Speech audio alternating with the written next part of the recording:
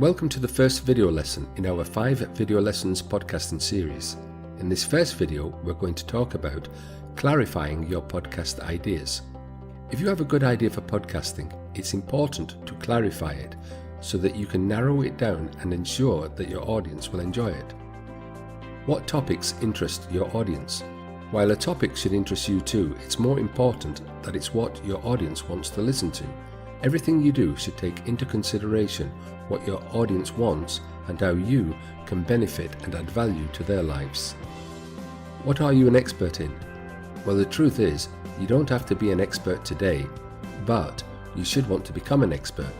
You can start with the beginning information and move through intermediate and expert as your audience grows with you. What are you good at? If you're not yet sure what you want the topic of your podcast to be, you can do something about it. If you are unsure, ask your friends, relatives and colleagues what you're good at. Do you want to persuade or enable? When you speak to people, you're going to do one of two things, and that is you are either persuading or enabling your audience.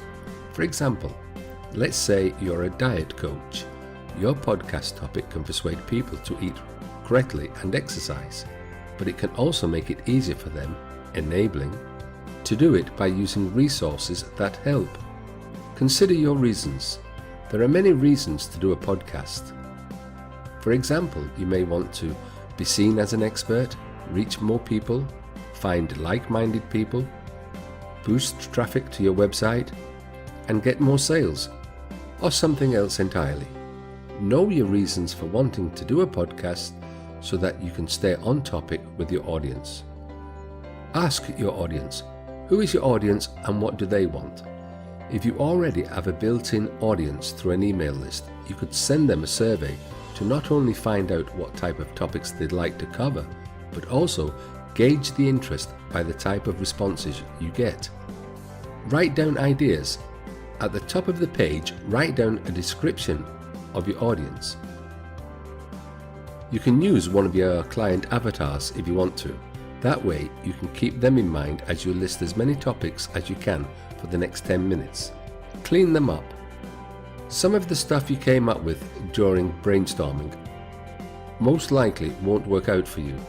Take the time to clean up the topics by deleting things that are clearly outside the scope of your niche. Put them in order.